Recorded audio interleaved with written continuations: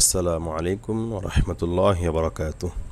আমি খালিদ সাইফুল্লাহ, এলএম সেবা চ্যানেলের পক্ষ থেকে আপনাদের সকলকে জানাই আন্তরিক শুভেচ্ছা ও মোবারকবাদ। আজ আমি কোরআন শিক্ষার একটি কোর্স নিয়ে হাজির হয়েছি নাদিয়াতুল কায়দা বই থেকে। আজকে 54 নম্বর পর্ব নিয়ে আলোচনা করব। এই কোর্সটি অনেক বিস্তারিত আলোচনা করতেছি।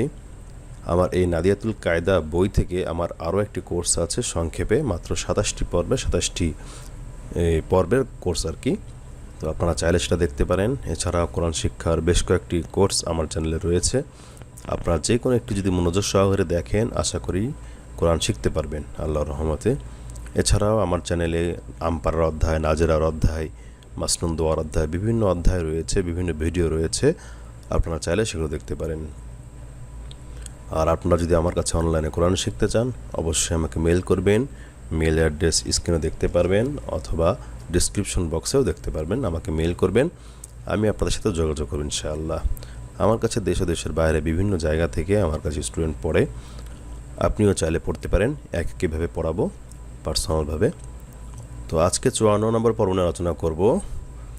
গত পর্বে নুন সাকিন ও তানবিন কি সে বিষয় নিয়ে আলোচনা করেছি।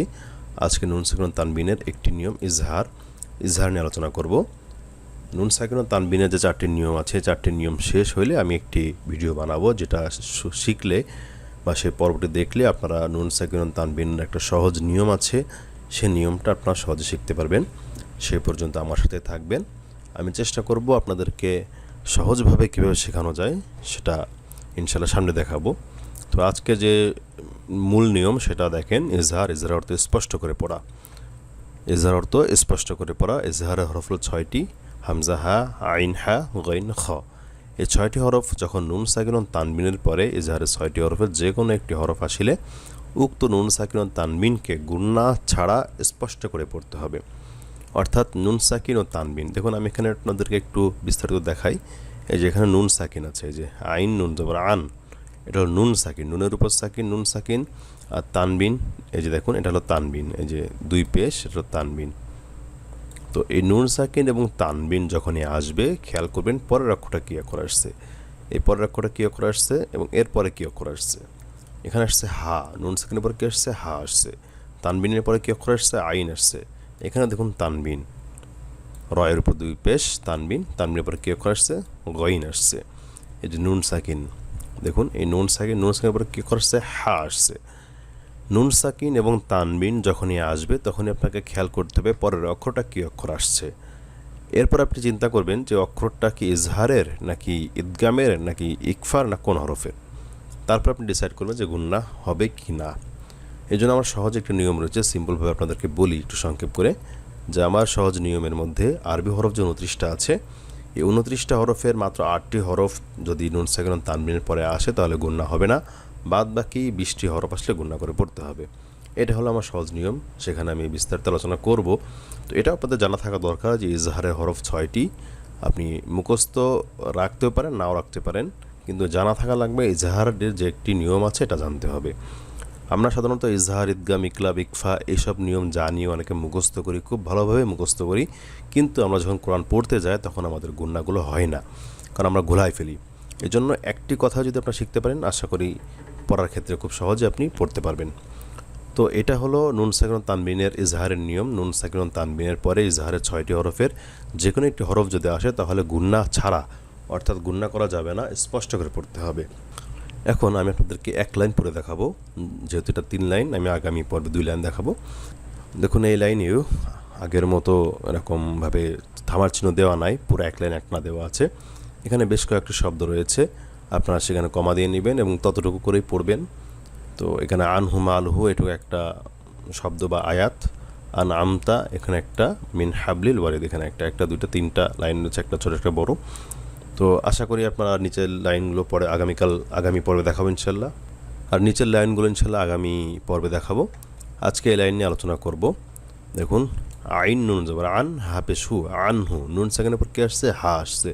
হা হলো ইজহারের 6টি হরফের একটু অক্ষরে যে হা। তো হা আসার কারণে এখানে গুন্না ছাড়া স্পষ্ট করে পড়তে হবে। আনহু, আনহু, আনহু, এভাবে করে গুন্না করা যাবে না। আনহু, আর আইন গলায় নেবেন। মিম আলিফ জবর মা, আনহু মা, লাম পেশ লু, আনহু মালু, হা উল্টা পেশ হু, আনহু মালুহু। দেখুন এই গুন্না খেয়াল করতে গিয়ে যেন এই দুইটা টান না ছুটে যায়। জবরের বাম পাশে খালি আলিফ মাদে হরফ আর উল্টা পেশ মাদের হরকত। খেয়াল করতে হবে, আমাদের সাধারণত হয় কি একটা নিয়ম মানতে গিয়ে আরেকটা নিয়ম ছেড়ে দিই আমরা, মানে ছুটে যায়, নিজের অজান্তে ছুটে যায়। এই জন্য খেয়াল করতে হবে যেন একটি নিয়ম মানতে গিয়ে যেন অন্য একটা নিয়ম না ছুটে যায় বা ভুল না হয়। আনহু মালুহু। এরপরে হামজা নুন জবর আন, আইন মিম জবর আম, আন আম তা জবর তা, আন আমতা, আন আমতা। নুন সেকেন্ডের পরে কি আসছে? আইন আসছে। আইন হলো এজাহারের 6টি হরফের একটি হরফ। হামজা নুন জবর আন, আইন মিম জবর আম, আন আম তা জবর তা, আন আমতা। এরপরে মিম নুন জের মিন, হা বা জবর হাব, মিন হাব। নুন সেকেন্ডের পরে কি অক্ষর আসছে? হা আসছে, এই যে হা, মিম হাব। মিম নুন জের মিন, হা বা জবর হাব, মিন হাব। লাম লাম জের লিল, মিন হাব লিল, ওয়াও জবর ওয়া, মিন হাব লিল ওয়া, রয়া জেরি, মিন হাব লিল ওয়ারি, দাল জেদ্দি, মিন হাব লিল ওয়ারিদি। রাতে জেরে বাম পাশে জজমুল্লাহ ইয়া মাদের হরফ, এক আলিফ টান হবে।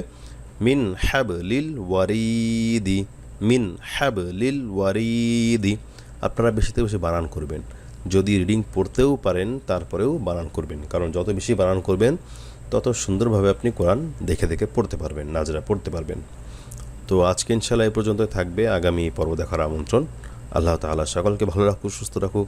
আসসালামু আলাইকুম ওয়া রাহমাতুল্লাহি ওয়া বারাকাতুহু।